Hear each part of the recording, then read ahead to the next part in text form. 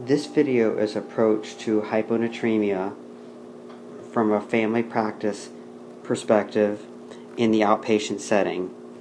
And after reading a review of the recent expert panel recommendations on the evaluation and treatment of hyponatremia, I came up with a 10-question checklist for myself to use in the outpatient setting, and would appreciate anyone having any comments on it. The 10-question checklist is presented here, which is hard for you to see, so I put it in the description in YouTube. So let's start off with a case and how we might apply the 10-question checklist. Let's say we have a 55-year-old female who comes in with shortness, slowly progressing shortness of breath for 4 weeks.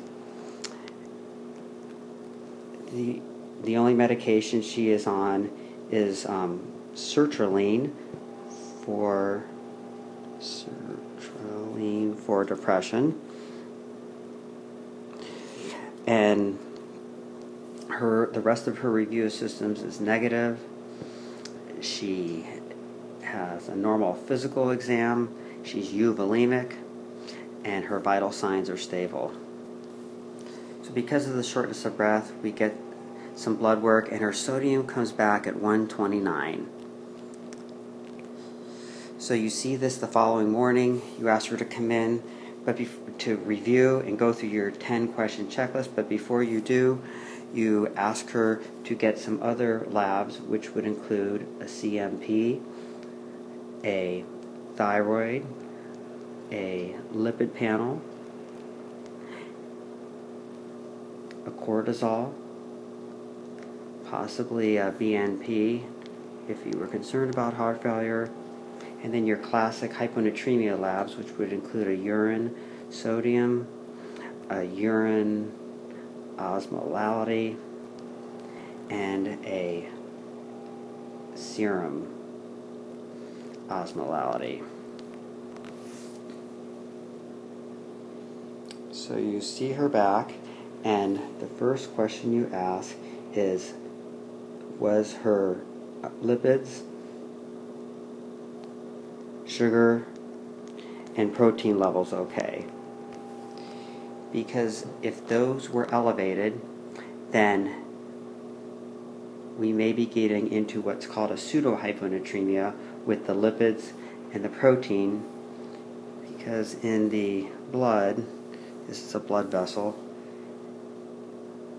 if we have sodium floating in the blood and we dump in a lot of protein,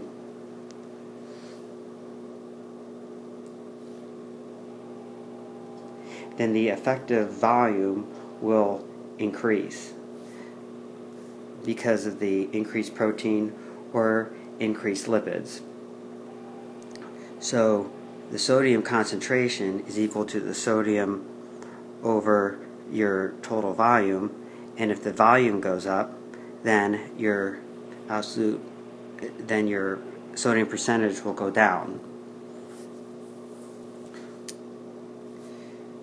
With the sugar, that's a little bit different from my understanding, is that you have sodium here, and again you have your fixed volume. Let's say we dump in a lot of glucose, which will just make little dots. So that's going to cause more, via osmosis, more water to come in, and our effective volume will be higher. So again, the absolute sodium, or the sodium concentration, will go down because our volume is increasing. So in our patient, the glucose, proteins, and cholesterol was normal. So we go on to question number 2, was if the patient on a diuretic. Oh, if I could back up to question number 1, I would appreciate if anyone would let me know if I'm wrong on this, but the only place I see the serum osmolality helping is that if it's high. Because in the rest of the 9 questions, it should be low.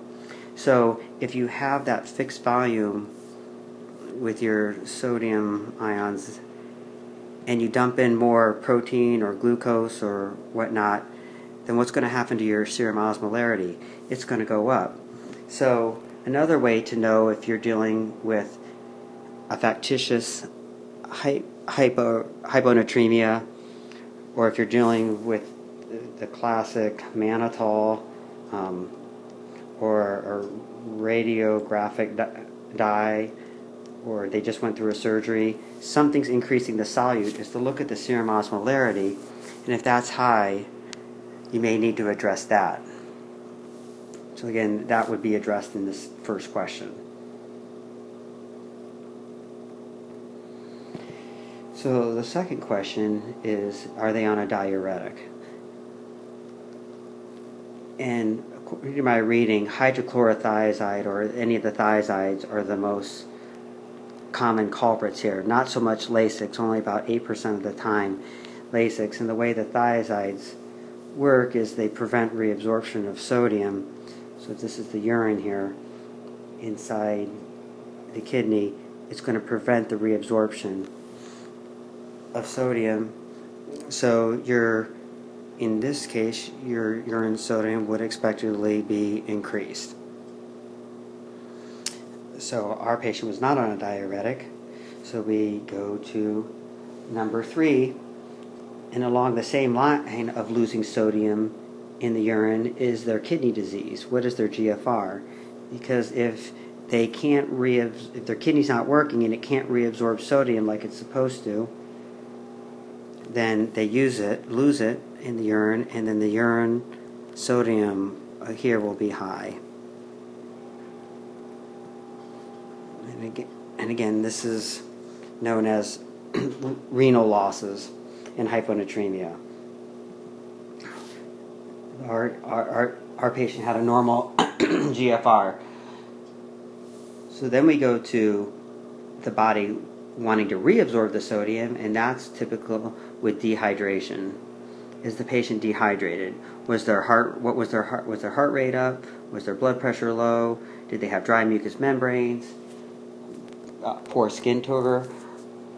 Did they show signs of dehydration? And in that case, if your body is low, hypovolemic, or the intravascular volume is low, then it's going to try to reabsorb sodium in order to increase the amount of sodium in the blood.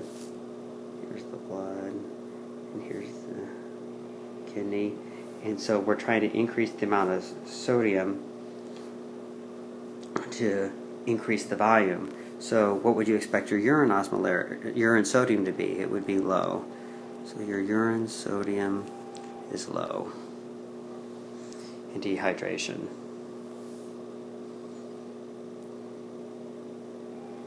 So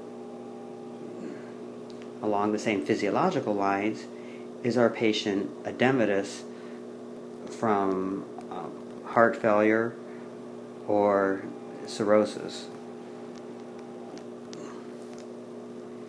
Because with heart failure, the body is trying to reabsorb sodium, even though they're edematous, which signs are an elevated JVP, ascites with ascites with cirrhosis, and then of course lower extremity edema, pitting edema, and rales.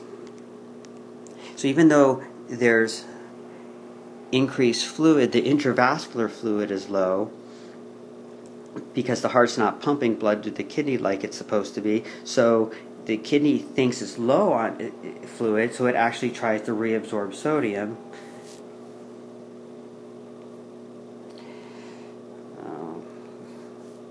So the urine,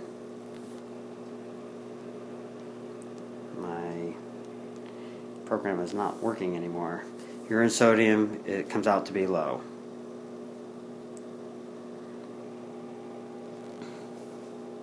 But our patient did not have congestive heart failure, so we're good there.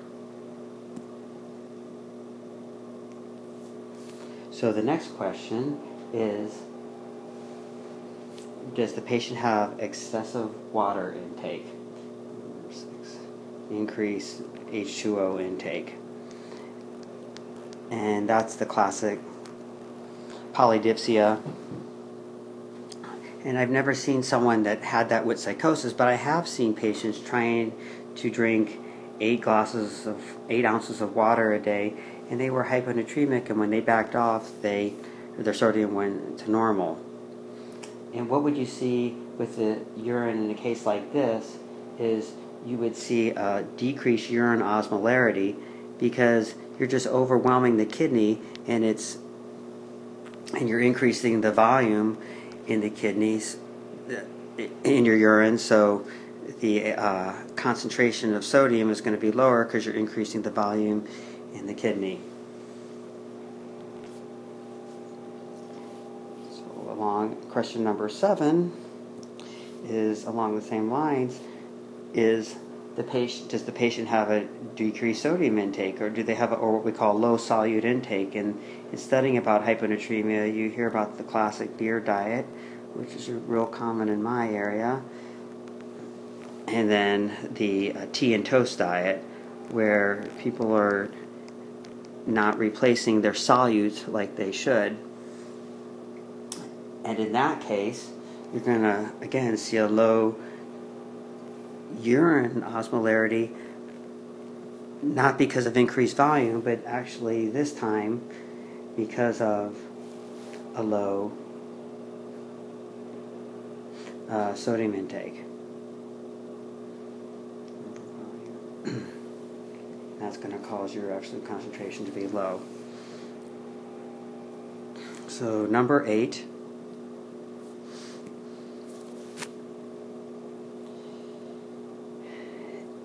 is to check for hypothyroidism. I understand that this is actually a very rare cause of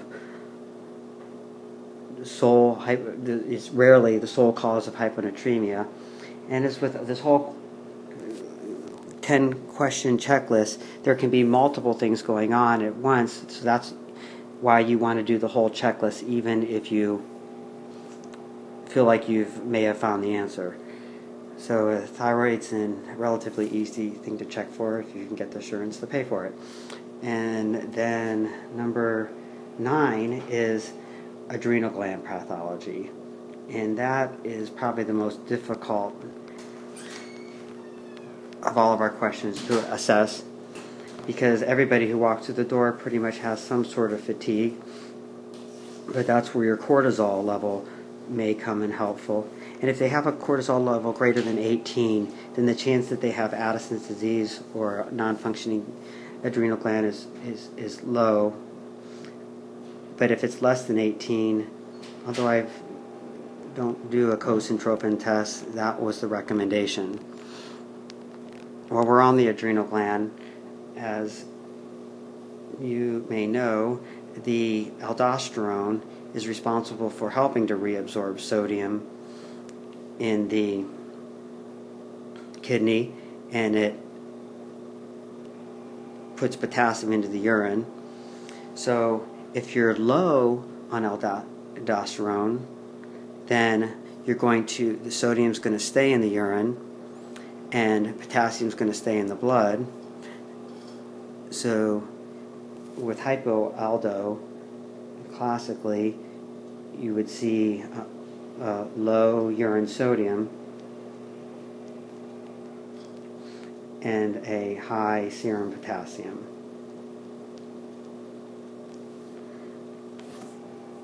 Please let me know if I have that incorrect. But that's one other thing to look for under number 9, under adrenal gland pathology. And the last question, which is the most important question, is does the patient meet the criteria for SIADH? And the criteria for SIADH is that patient has no other reason for their low sodium. They have a low serum osmolality, less than 275, so the serum osmol is low, but the urine osmolarity is high, greater than 100. And you can also see the urine sodium greater than 20. So if your serum osmolarity is low, then what should happen is when the brain or the pituitary gland notices a decreased serum osmolarity, it should stop making ADH, which goes to the collecting tubules and allows water to be reabsorbed. Because if you're low on your serum osmol, you don't want water to be reabsorbed. So for some reason, the pituitary gland, the posterior pituitary gland, is still secreting ADH, and despite a low serum osmol, you're reabsorbing water, and when you reabsorb water, that's going to concentrate your urine more and increase your urine osmolarity. So that's why it's called the syndrome of inappropriate. It's inappropriately secreting ADH, and we know it's secreting ADH because we've measured the urine osmolarity. It's hard to measure ADH in the serum and to standardize it. So the way we know that ADH is being made is we check the urine osmolarity. If it's high and the serum osmolarity is low, then we have SIADH. Now, what's causing the SIADH? It can be multiple things, but to simplify it, you can get a chest x-ray to look for a lung tumor. You can get MRI or CT of the head to look for some neurological disease that may be causing it. And then you can review the medicine list. I did have a patient that was similar to this case presentation, and she was on sertraline, and we stopped her sertraline and her sodium went to normal. So SSRIs can be a culprit, as well as some other medications that we commonly use, including non-steroidals, and some medications we don't typically use, like antipsychotics or propamide. So again, to reiterate, SIADH is where the criteria is where they do not have any other cause for their low sodium and low serum osmolarity, but they're inappropriately secreting ADH, which we can tell by looking at the urine osmolarity, and it's going to be high.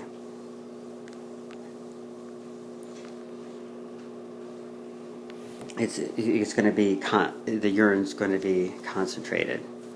So just a few words on treatment, on the different diagnoses that we found. When do you want to consider having him go to the hospital? Let me put a board. When do we want to have him go to the hospital? And